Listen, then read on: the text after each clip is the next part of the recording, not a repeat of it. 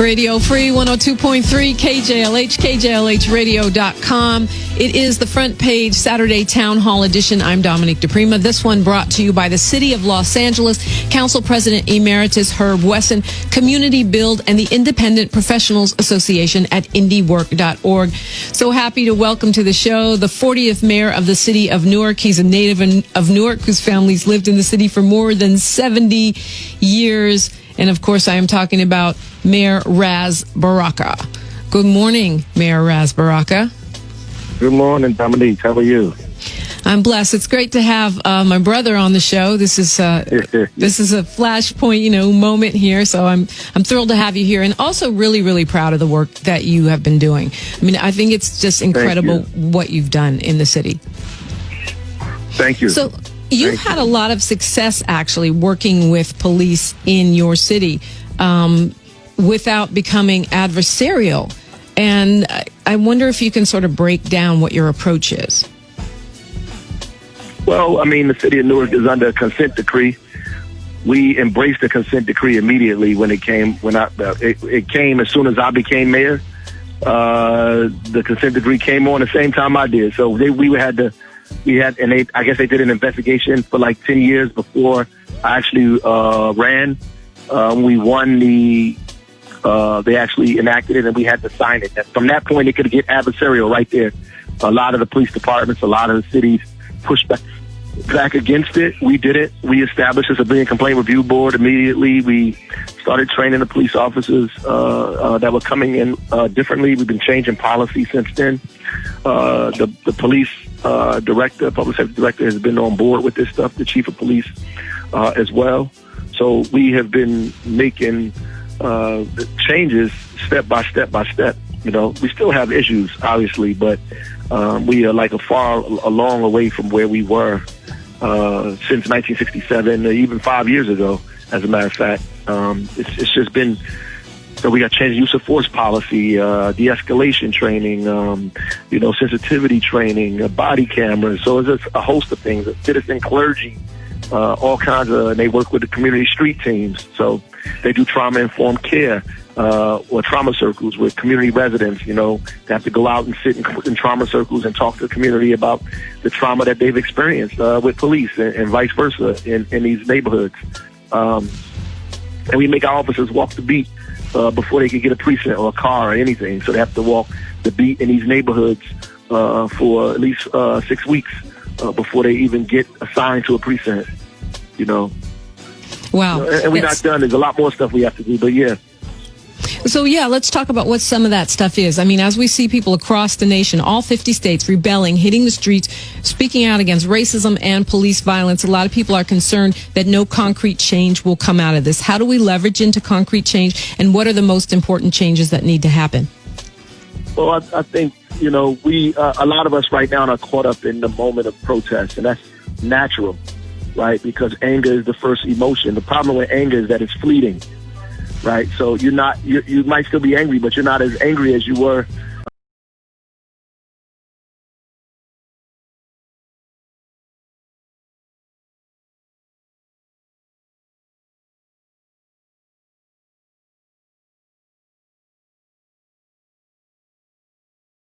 Three or 4 months from now, you won't be that anger is still not going to be the same, and so it's necessary to have other kind of emotions, and you have to be organized. Right, you have to have a commitment and dedication and study and how to change this thing, because it's protracted. There's some very clear things. Then nationally, there's been national use of force policy established in this country, and needs to be changed and established. I mean, locally and state governments, they need to change these use of force policies, making it illegal to do all of the things that police officers tend to do. I think we should demilitarize these police agencies, all of the military type equipment that they have, that they shouldn't have that, right? Part of the funding that goes to police officers, the police budget is usually the largest budget in the cities.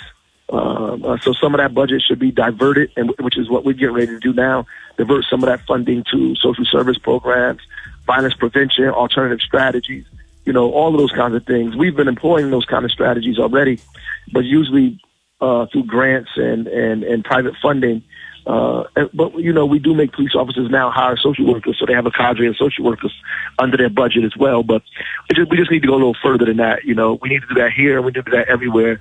Just go a little further than that. We are also banning white supremacist and Nazi-type organizations in our city. We're declaring them terrorist organizations, and if you belong to one or affiliated with one, you can't work for the city, and if you do, we're going to fire you.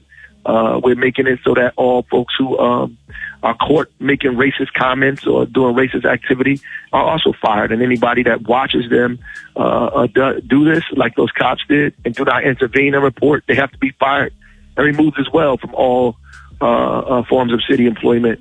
Those are the kind of things, and I think that every city should have a civilian complaint review board with subpoena power and the power to investigate parallel to the internal affairs.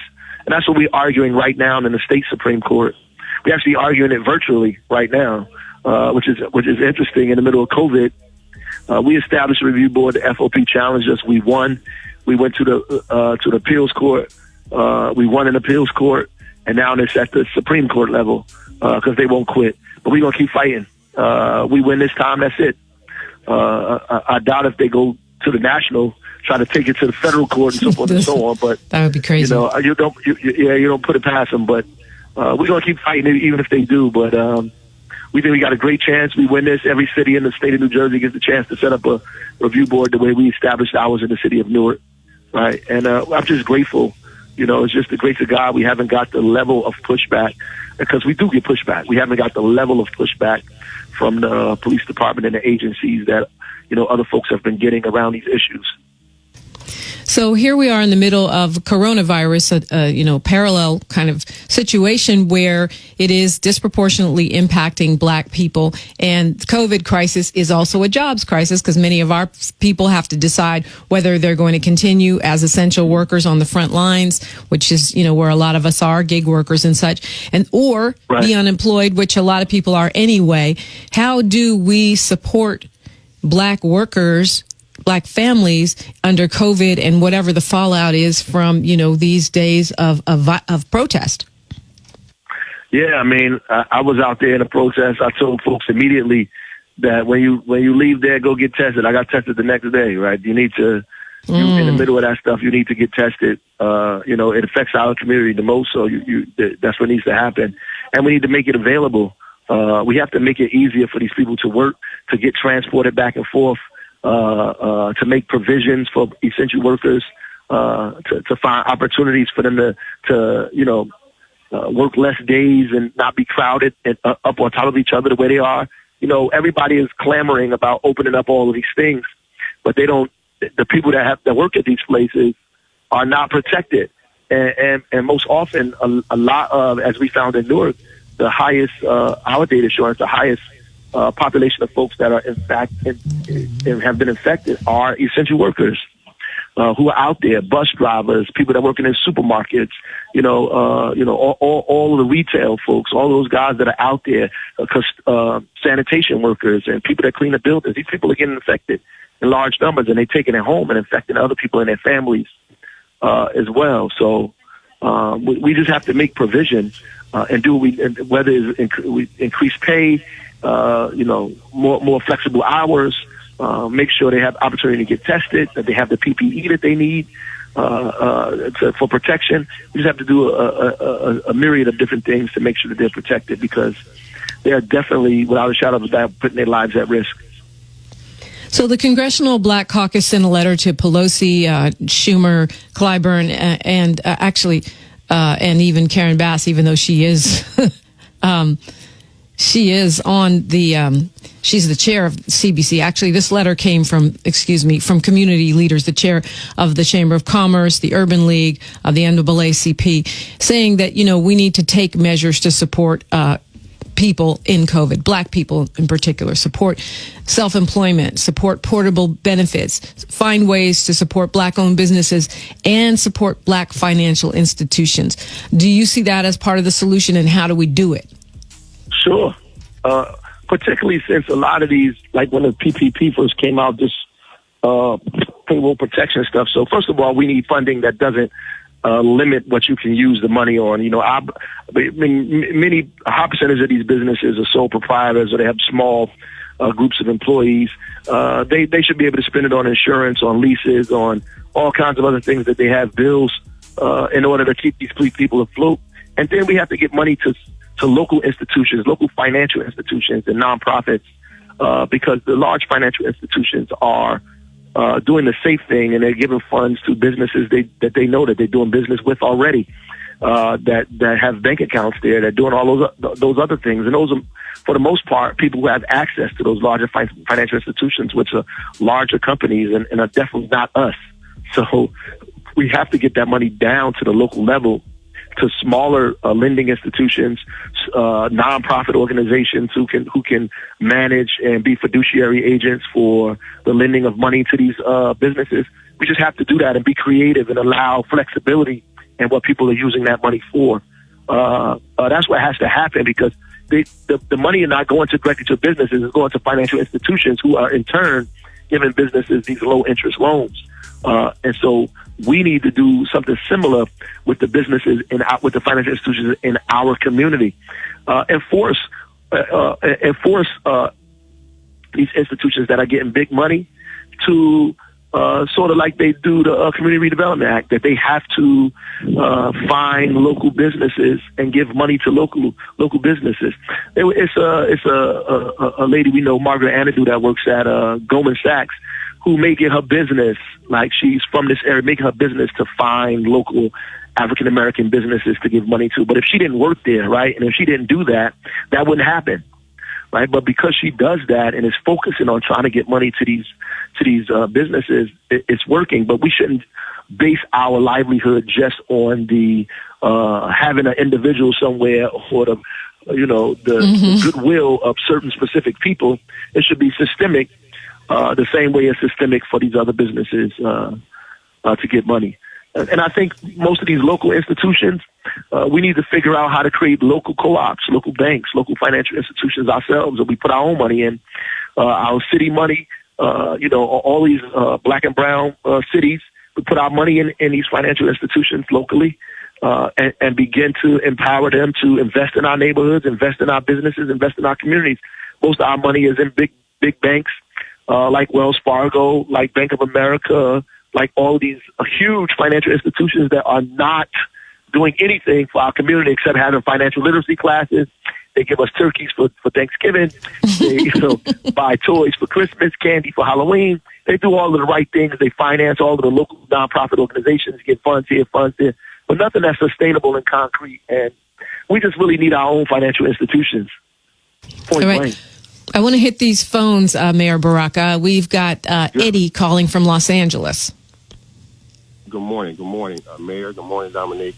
I don't know what I'll do without you guys. I love intelligent conversation about. I can't hear him, so you have to repeat it. Yes, I will.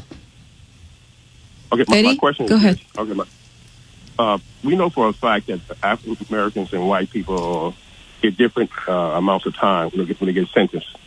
We know for a fact that 40% of the population might be African American. They make up 40% of the jail population.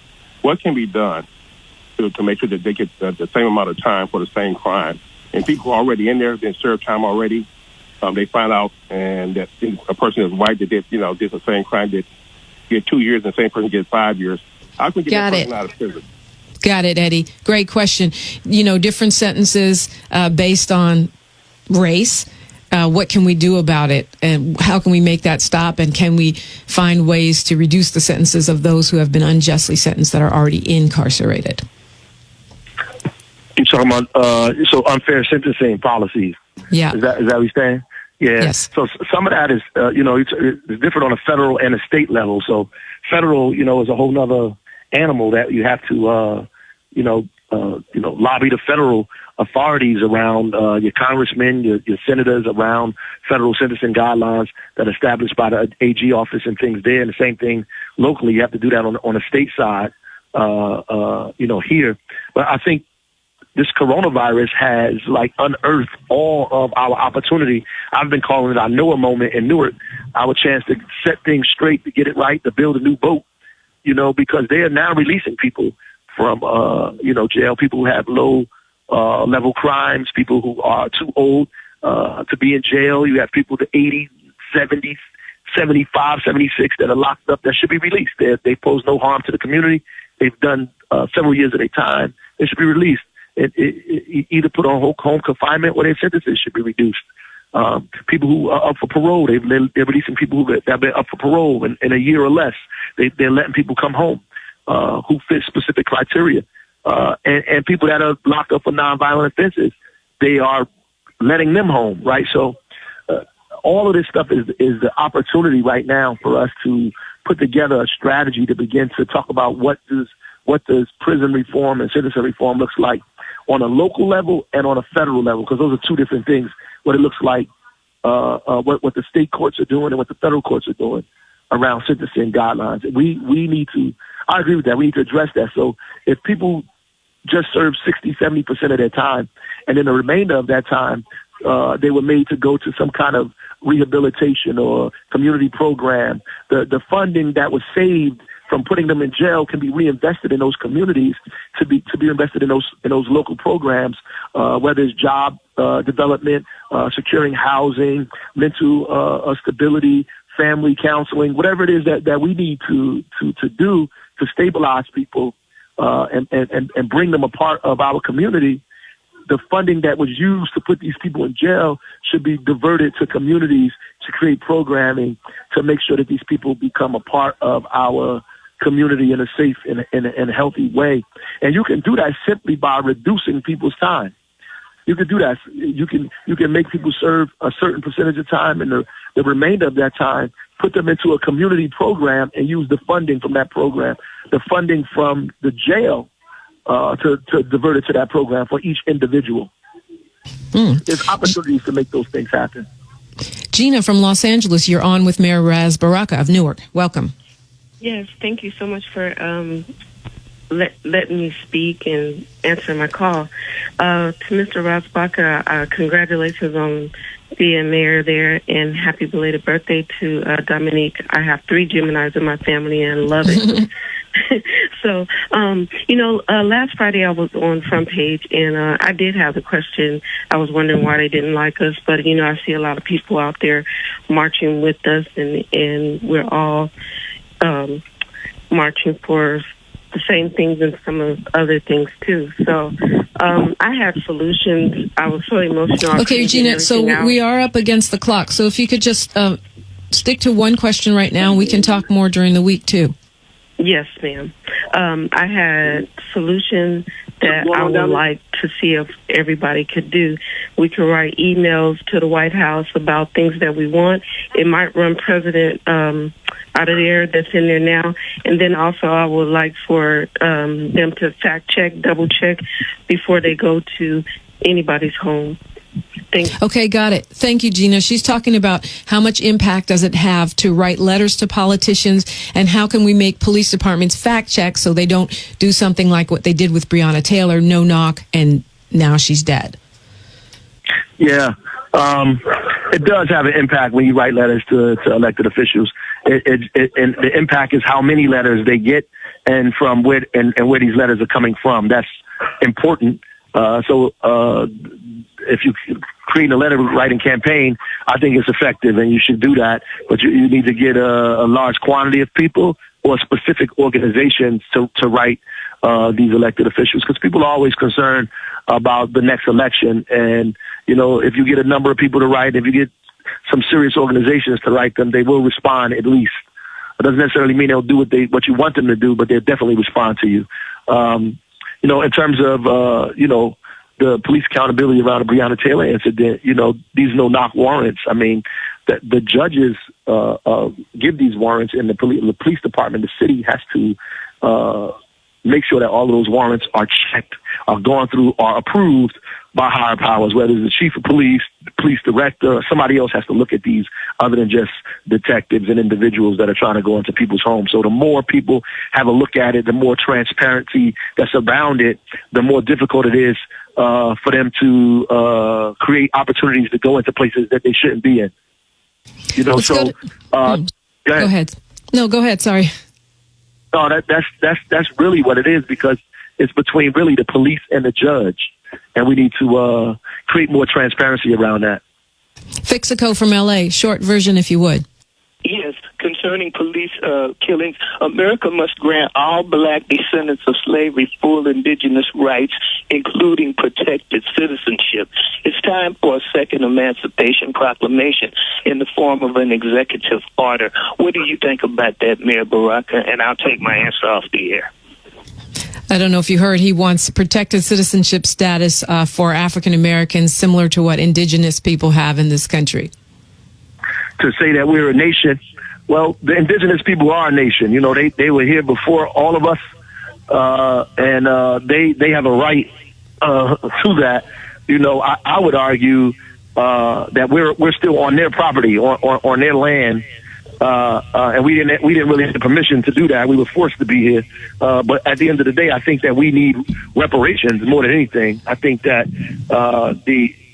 us being in this country and what we've done here for 400 years or more, we have never been compensated, repaired, or helped in any way. You know, we never had a Marshall Plan for us. It has not happened, and we need that here, and we need to argue it and advocate for that and create a national black agenda. Well, we don't even really need to create one because there are a lot of people who did it before us. What we need to do is revitalize some of those and add on things that we think are, important for us today. Mayor Ras Baraka, this morning as we wrap up, I wonder if you could go big picture for me. You know, how do you see this moment of rebellion in America? Where do we go from here? You know, what is the role of Black Lives Matter, the movement for Black lives, and all of the people of every walk of life who are participating at this point? Well, I think that this is like I said here, I know a moment. This is our opportunity. People have the leverage, they have the attention, they have the will now from a lot of people, and it's time to create an agenda. It's not enough to just because I was talking to a young guy. He said, "We tried peace before. We need to try something else." And that's just like an ahistorical comment, right? Because Black people have tried everything. We've tried conventions. We've tried marching. We had silent protests.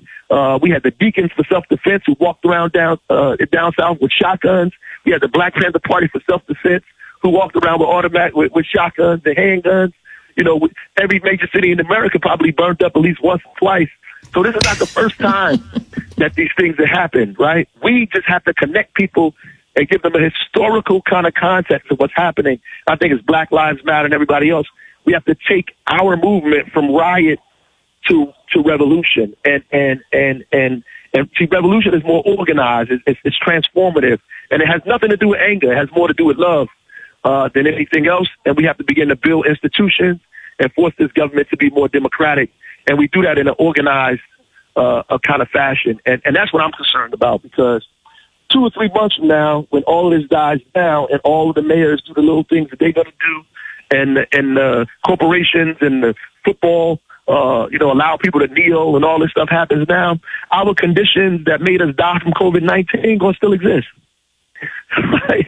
So we have to do something systemically about those things, and that's what needs to happen as we go forward. What kind of systemic change are we going to make happen in this moment in history? Because right now, this is our moment.